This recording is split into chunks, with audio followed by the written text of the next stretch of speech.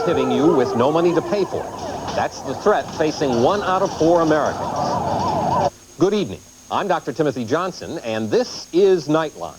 We have a minimum wage that has been accepted in this country for virtually 50 years. Why shouldn't we have a minimal health program as well?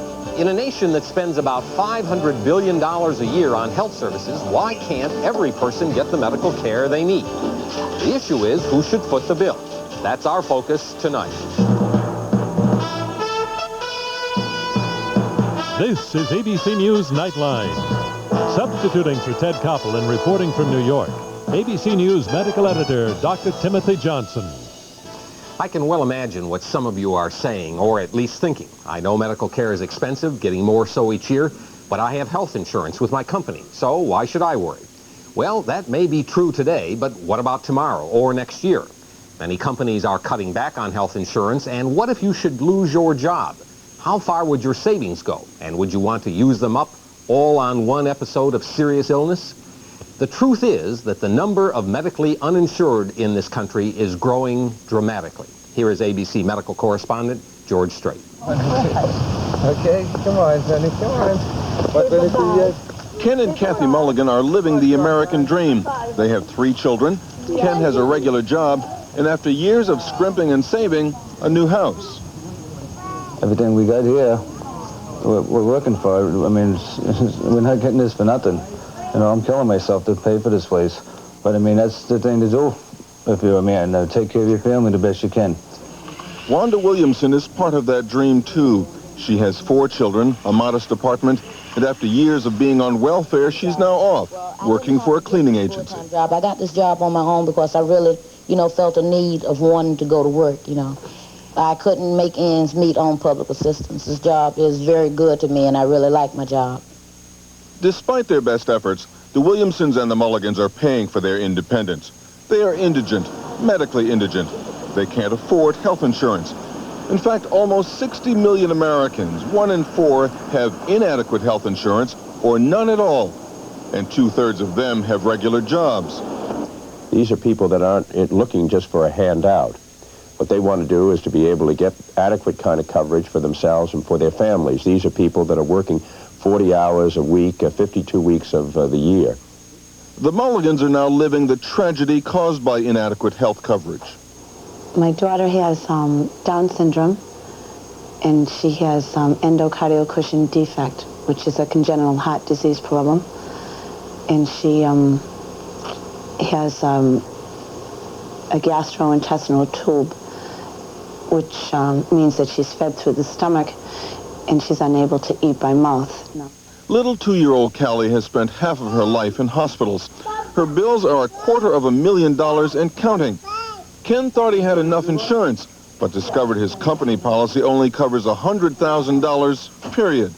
What do you do about paying for the bills? What do you do about paying for the therapist? I don't know. That's what we're trying to find out to get some help. Medicaid, the federal assistance for the poor, used to help until it discovered that Ken made too much money, $25,000 a year. The cutoff is $18,000 for a family of 5. If the Mulligans went on welfare, their medical bills would be completely taken care of. But welfare to the Mulligans is like giving up. It's not the way it's supposed to have to be. We got a nice family here. We're trying to make it work. Callie's well for the moment, but at any time she could need emergency care. Care she might not get because the Mulligans don't have the right answer to what is often the first question. And he's going to say to me, how are you going to pay for this? And I'm going to have to say, will you take $5 a week? It makes me feel very frightened, because right now, even though I'm working, I can't afford to pay these hospital bills. And we have over $3,000 worth of hospital bills. Her son Jason is the reason why. He has a rare nerve disorder that affects his speech, his walk, and threatens his eyesight. He needs special treatment, expensive treatment, which his mother has had to postpone. She's had no medical insurance since getting off welfare. Her employer offers insurance, but she can't afford it. I felt bad looking these people in the face with these people doing all they could, and I couldn't pay for it. If I would have known all the problems that was going to come up now about insurance, I think I would have had second thoughts about taking this job. how are you today? Good, you? Good. Small businesses are in a bind, too. Jack Armstrong runs this variety store in Connecticut. He says he can't afford to provide health protection for his employees. And, I think it's a shame that we can't provide more coverage for more of our employees. But due to the cost of the insurance itself, it becomes prohibitive in this type of business. Hospitals are also suffering under the weight of the ever-increasing number of people without adequate health insurance. Last year, it cost hospitals $6.3 billion. Much of the cost was borne by those who can pay. They are charged higher rates. But there's a limit, both in what hospitals can charge and the number of charity cases they can accept. When that patient limit is reached, a private hospital typically sends those patients elsewhere. It's called patient dumping. You cannot provide expensive medical treatment without any funds to pay for it. You don't deny that this whole question of patient dumping does occur. I think patient transfers occur. Of course they do. You see it every day. But it's the inappropriate transfers that cause concern, and there are numerous examples. People like Sandra Bergsma's husband. He was seriously injured in a car accident, had no insurance, so was transferred from one California hospital to another. He died. He was hollering, and he was saying he couldn't breathe, and couldn't they do anything? And she said, no, you're going to be transferred, and they'll fix you up over there. And it just wasn't right. Solutions to the problems of the medically indigent won't come easy or cheap. On Capitol Hill, a number of legislators want mandatory health insurance. I favor ensuring that we're going to have a mandated minimum health program by all companies and corporations across the country. There are a number of private approaches, too. Catholic Charities in Washington, D.C. operates this van which takes sick people in need to specialists who have agreed to donate their time. Still, there are many people going without adequate care, so we need to examine the way both public and private efforts can work together to provide better care. There's still people going without. We're not reaching everyone. The number of Americans with inadequate health insurance, or none at all, has become a national problem. Some call it a national disgrace. People who thought they'd done everything they had to protect themselves and their families, only to find big holes in the federal safety net. People like the Mulligans, whose American dream is turned into a nightmare. I should be concentrating on my daughter and taking care of that child, not worrying about who is going to pay for her care. When we come back, we'll get two opposing views on who should fund health insurance as we talk with Joseph Califano, who was Secretary of Health and Human Services under President Carter, and with Robert Helms, who's the top official on health insurance issues in the Reagan administration's Department of Health and Human Services. This is ABC News Nightline, brought to you by AT&T. 300. You know what I did today? I tried to punch out a telephone at the airport. My plane was late, and I wanted to let my secretary know. It's high noon in the office. Nobody's picking up. So I started to count the rings. I get up to 25. Finally, I get some guy in the lobby. Is Ada there? I had no idea. Can he transfer me? Well, he's not sure, but he'll give it a try. Silence. More silence. Then I hear a little click. I know I'm cut off. Hello? I wanted to kill that phone with my bare hands. Hello? What if I'd been a client? That's when I decide, never again. No more hit or miss. From now on, we're going to go with a system we can trust. One that handles every call, every message like it's worth $1 million. We're a service business. We get paid for our brains. We can't afford a communication system that makes it look like we haven't got any.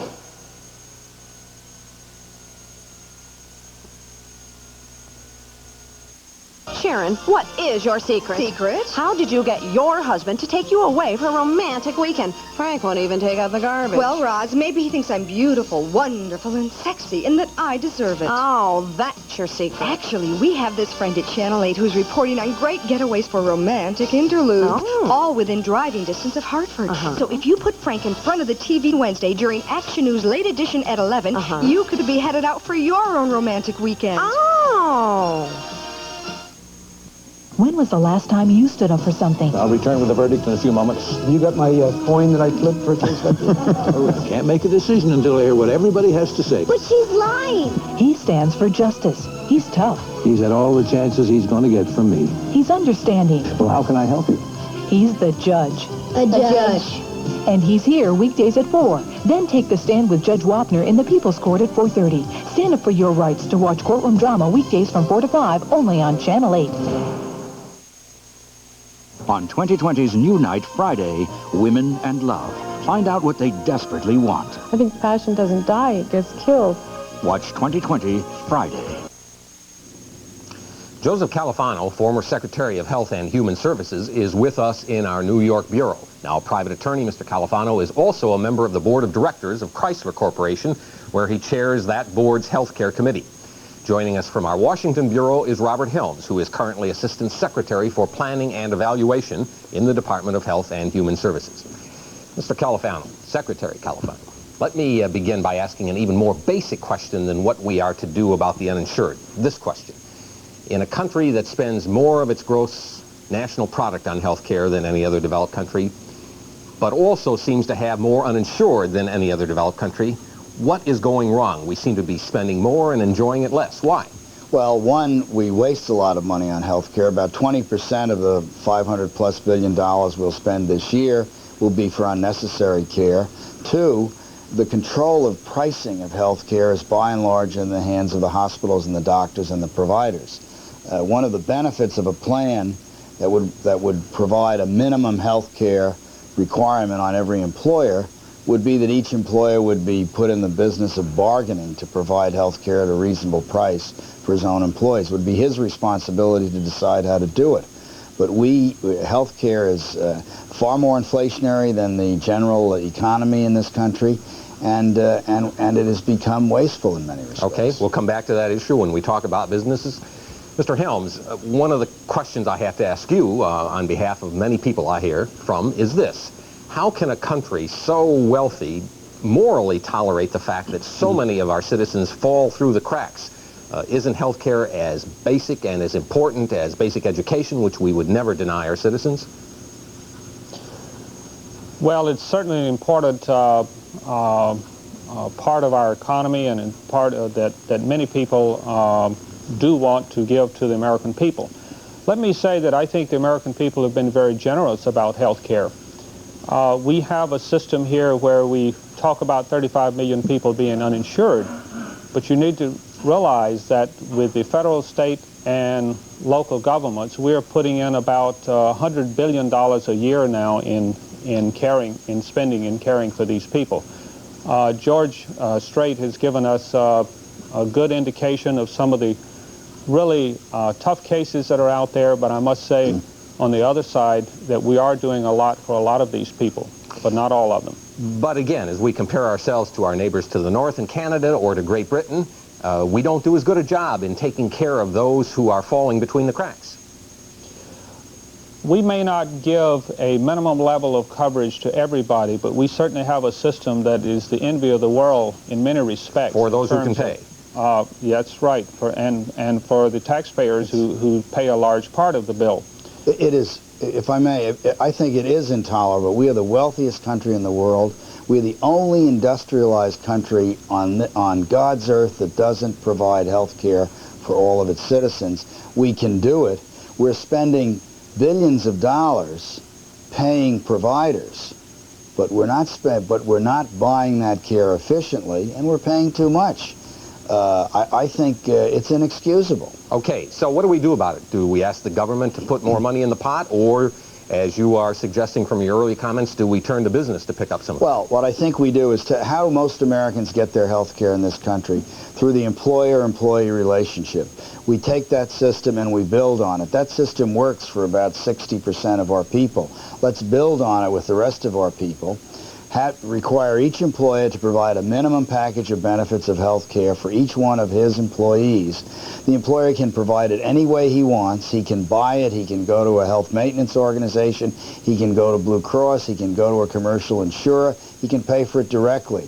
And let him go out and bargain. It's using the best of our private system to provide a minimum health care package for every American. And most of these people, as the opening piece by Mr. Strait indicated, are working. We're not talking about people sitting on stoops or not working. These people work full weeks and they're not covered. And that, incidentally, is not fair to the businesses who do provide coverage for their employees. Let me pick up on, if you will, let me pick up on this word require. I would agree that we certainly have problems and we have waste in our system. I would agree with Mr. Califano on that. But we have a situation here that we have used the private sector to build a very strong system here. But the word that he used was require that all employers provide a health care package to each of their employees.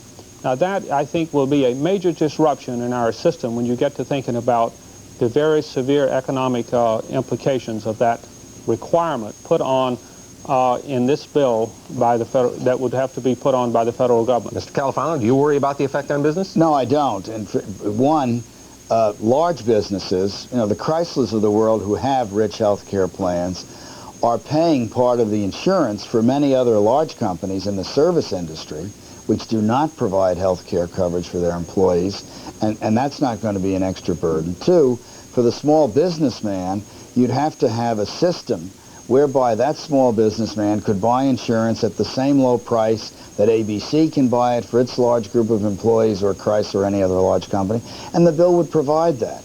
And then each of us, whether we're buying a hamburger or whether we're buying furniture or whether we're buying food in a grocery store, would be paying a little bit more, a penny here, a penny there, but we'd be covering everybody. Okay, we are going to have to take a break at this point. When we come back, we will be joined by economist Catherine Schwartz, who is an expert on the dollars and cents issues involved in providing health care coverage. About the Honda Accord, the experts at Car and Driver have said, quote, "The engine hums sweetly. The steering is deliciously accurate. Cruising is hushed. The Accord is world-class comfortable. It's enough to make us blush."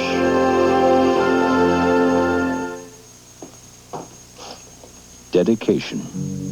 It's fundamental to success. And no one understands this better than Yo-Yo Ma, who since the age of 5 has been devoted to perfecting his art. This same dedication to the fundamentals is what drives Raytheon, because in electronics, aviation, appliances, and industry services, we believe quality starts with fundamentals.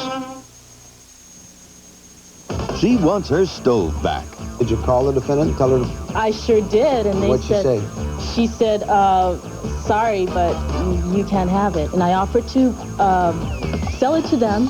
Well, if you want to give me $150, you can have the stove. And they said, no. The defendant.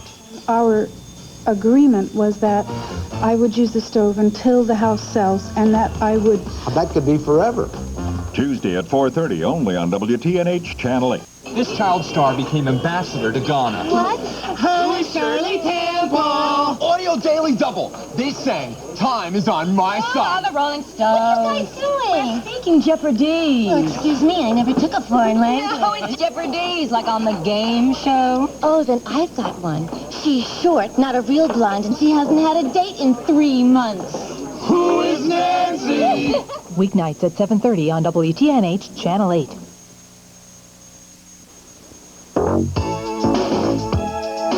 Want to go for a spin? I'm a wheel watcher. I'm a wheel watcher. Every day. I come to play. I'm a wheel watcher. I'm a wheel watcher. Become one now. I'm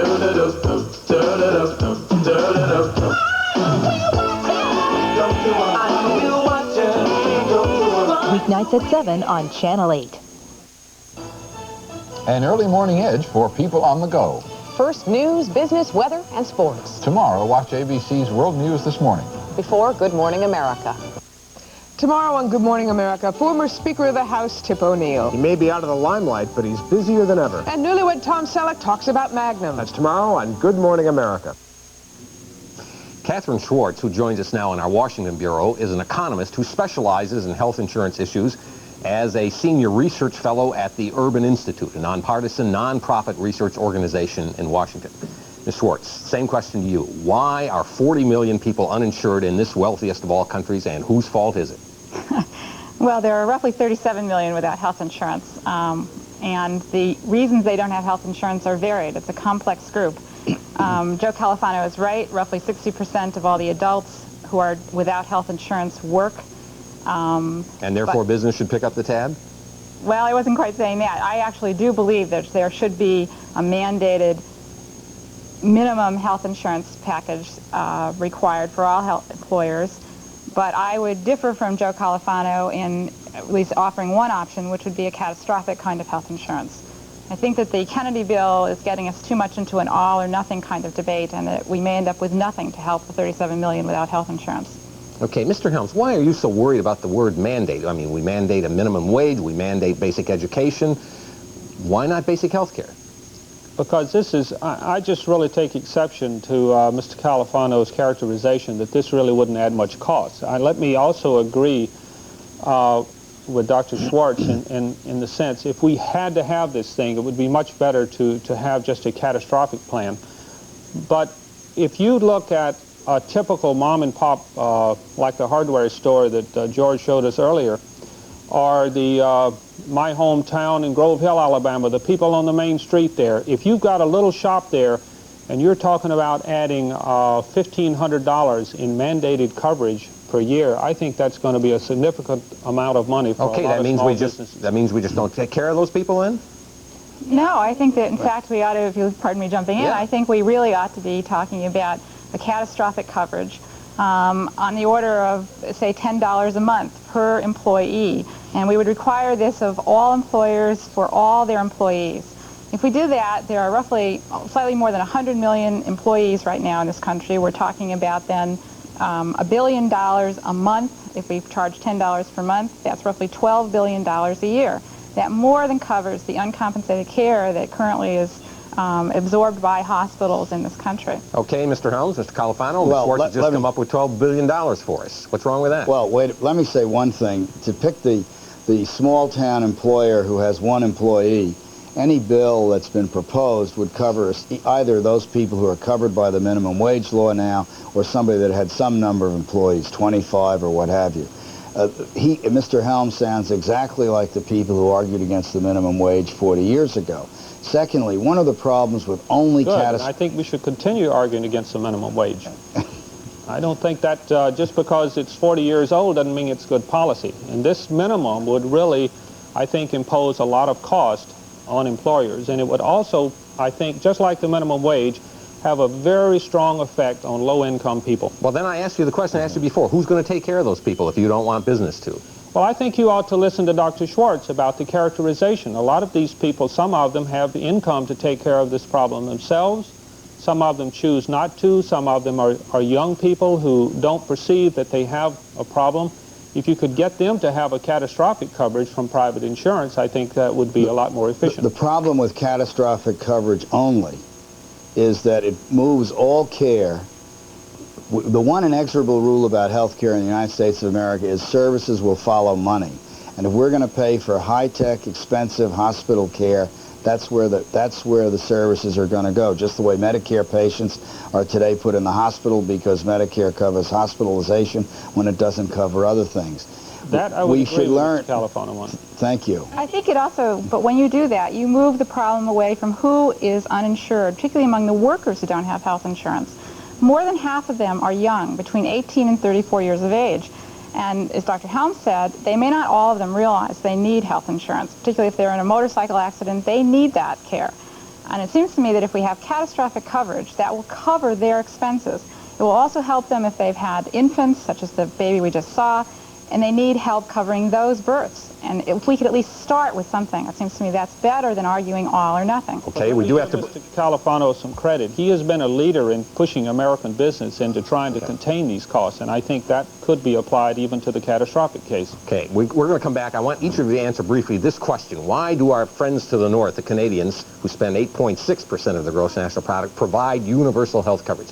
What do they do that we can't do? I'll ask you all that when we come back in a moment. ABC's Olympic Diary is brought to you by Kellogg's. World War II canceled the 1940 Olympics and delayed Gretchen Fraser's plans. So in 1948, a 17-minute delay before her second slalom run was really no big deal. She kept her poise and won the gold medal.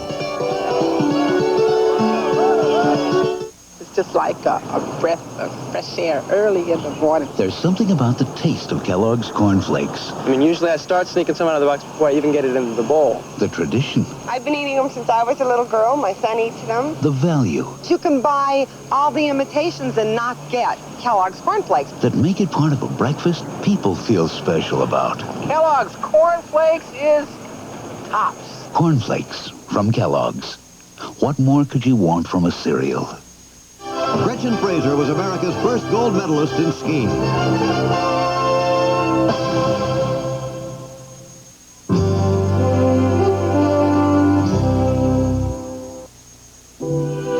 Another day is turned to night. Close your eyes, say goodnight. New Sominex liquid has a sleep ingredient doctors recommend to help you fall asleep safely without worry. New Sominex liquid. Good night.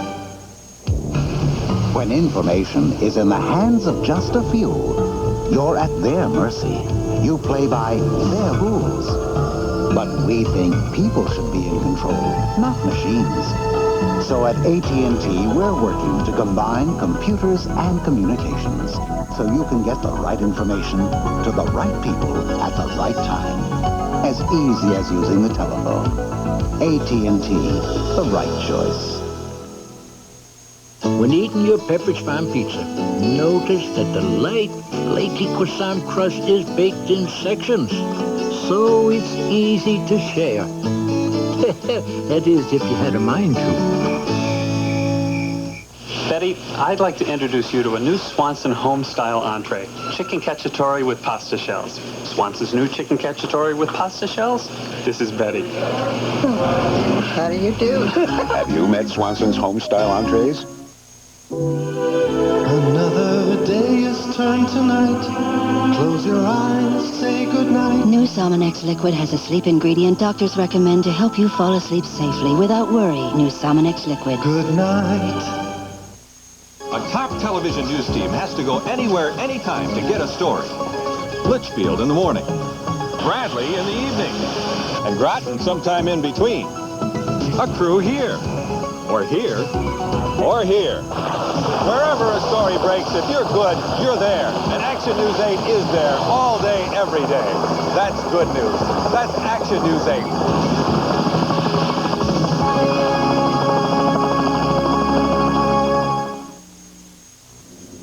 Continuing our discussion with Joseph Califano, Robert Helms, and Catherine Schwartz. As I said, the Canadians to our north spend less of their gross national product. They provide universal health insurance for all their citizens. What are they doing that we're not doing that maybe we ought to be doing? Mr. Califano. One, it costs a lot less in Canada. They're much more efficient. Coronary bypass operation in Canada, for example, is a couple of $1,000s. It's anywhere up to $25,000 in this country. Two, their government has a little more spine than our Congress does in terms of holding costs. They have tighter budgets. When you have tighter budgets, you only give the care people need. You don't give a lot of excessive, unnecessary care. Okay, Mr. Helms, does our government need more spine? The Canadians have done some things well, but they've certainly had their problems. Let me say that let me say that, well, for one thing, a lot of their people coming to the U.S., their physicians in particular. But let me say I'm not against the federal government trying to do something to improve our system here, but I do not think it should be from federal mandates. There are a lot of interesting, innovative things going on in the states and in private insurance, and I think we ought to really study those and encourage the states and the private insurance to expand that coverage. Okay, Ms. Schwartz, what about Canada, and do you trust the states and the private insurance to solve the problem? Well, I would pick up on what Dr. Helms said, that you have to remember that the Canadian system developed differently than ours did at the same period of time. In the 1940s, they went to this much more socialized medicine than we did. And ours is really built on this employer-provided health insurance, along with Medicaid and Medicare that developed in the 60s. But they seem to be winning the battle of the costs. I'm not sure they're winning the battle in the cost. I mean, you can't, it's sort of like comparing apples and oranges. And I think it's important to think that if we're going to do something, we should build on what we have now. We have this crazy quilt, but that's what we've got, and we probably are better off continuing with that, at least building on it. All right, on that strange and ambiguous note, but an interesting one that we'll pursue sometime when we have to end. We are out of time. I thank you all for joining us. That is our report for tonight. I'm Dr. Timothy Johnson in New York. For all of us here at ABC News, good night. This has been ABC News Nightline. If you wish a printed transcript of this or any Nightline broadcast, please send $3 to Nightline Transcripts, 2 John Street, New York, New York, 10038. Nightline is a presentation of ABC News.